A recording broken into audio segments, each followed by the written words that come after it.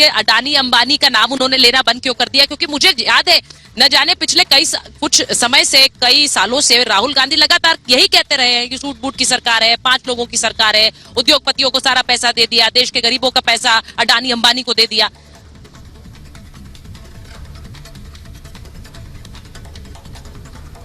देखिए सुचेता जी, ये वाकई में विडंबना है कि हमारे देश के यशस्वी प्रधानमंत्री जब विपक्ष आरक्षण पे बात करता है, इनकी नीयत पर बात करता है, तो वो उसको कहीं ना कहीं उसका पाला बदल रहे हैं, गोल पोस्ट चेंज करके उसको विपक्ष के झोले में डालने की कोशिश कर रहे हैं।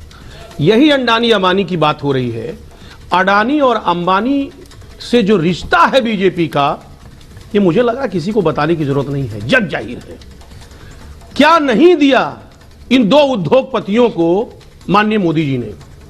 रेल दे दिया, एयरपोर्ट दे दिया, पोर्ट दे दिया, बीएसएनएल दे दिया, एलआईसी, क्या नहीं दिया?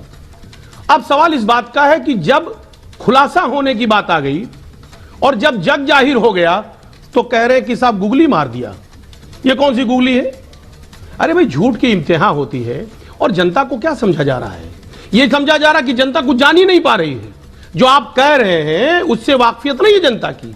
देखिए, एक बात आप जान लीजिए, कितना भी ट्रेंड चेंज करने की कोशिश की जाए, पाला बदलने की कोशिश की जाए, जनता हिसाब मांगना चाहती है और हिसाब मांग रही है। आपको हिसाब देना पड़ेगा। ये इधर उधर टरकाने से काम बनने वाला नहीं है। अभी लेटेस्ट एक घटना हुआ है, उस पर चर्चा करना बहुत आवश्यक है। 5 मई को नीट का एग्जाम था, 25 लाख लड़का उसमें बैठा था, एग्जाम देने बैठा था। क्या हुआ? पेपर आउट हो गया। 25 लाख बच्चे का भविष्य खतरे में है। आप बताइए, एनटीए ने पेपर करवाया, आज बच्चा सो नहीं पा रहा है, समस्याओं से ग्रसित है, बड़ी समस्याएं उसके सामने, लेकिन सरकार ने एक शब्द इस पर बोलना मुनासिब नहीं समझा। क्यों नहीं सरकार जवाब दे रही है कि साहब पेपर कैंसिल कराएंगे या पेपर आउट हुआ है तो उस पर क्या कार्रवाई करेंगे? कोई कार्रवाई नहीं हो रही है। इससे पहले 60 लाख बच्चे बेरोजगार घूम रहे हैं जिनके पेपर आउट हुए। सवाल इस बात का कि इस तरीके के तमाम बड़े मसले हैं, लेकिन और इसके बाद इस चर्चा को आगे करती हूं, क्योंकि जिस वक्त प्रधानमंत्री कह रहे हैं कि अगर मुझे 400 इसलिए चाहिए वरना ये लोग आकर राम मंदिर का जो प्रस्ताव है उसे पलट सकते हैं, ये कल का उनका बयान है, उसी समय आपके नेता इस तरह का बयान दे देते हैं कि ये तो बेकार है। देखिए, ऐसे बयानों से आपको नहीं लगता है राजनीति में ये भावनात्मक मुद्दा है, लेकिन राजनीतिक मंच पे भी आपको इसका नुकसान होगा अजीज खान जी?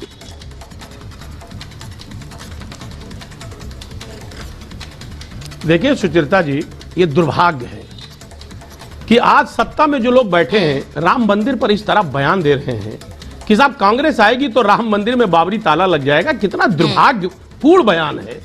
आप समझिए, मंदिर जो बना इस मुल्क में वो कोर्ट के निर्णय से बना। 1949 में ताला लगवाया था। करते हैं, यह आस्था का मसला है। लेकिन जिस तरह, अरे सुनिए अजय जी, कोर्ट के निर्णय को शाहबानों के इसमें पलट दिया गया था। ये इस देश में हिंदू और मुसलमान, अरे सर आप बोलने नहीं देंगे तो अजय जी नहीं, ये तरीका नहीं। सुचिता जी रोके इनको।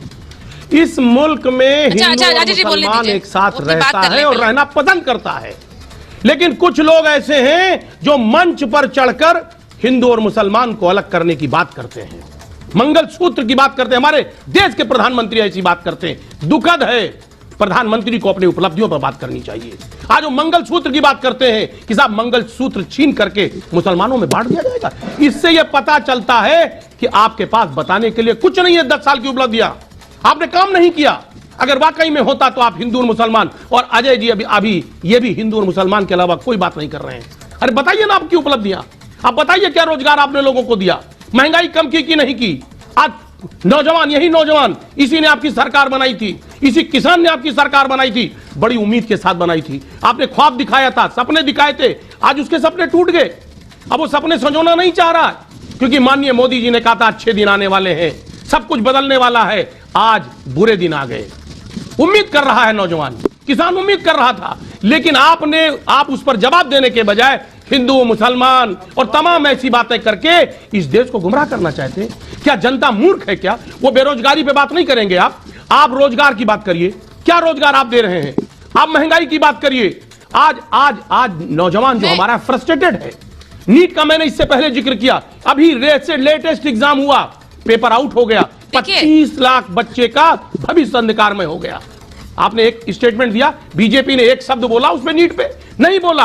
आज एनटीए सीधा सीधा डिनाई कर रही है कि मैं एग्जाम नहीं कराऊंगा। अजीज खान जी, मैं इसको नहीं देखूंगा, इसमें एनटीए की बड़ी जिम्मेदारी रही, लेकिन बीजेपी का अजीज खान जी देखिए, मैं बार बार ये कहती हूँ और महाभारत में अपनी डिबेट में ये कहती हूँ कि एक राजनीति में बयान होते हैं और एक होता है उन बयानों के जरिए एक नैरेटिव बनाना।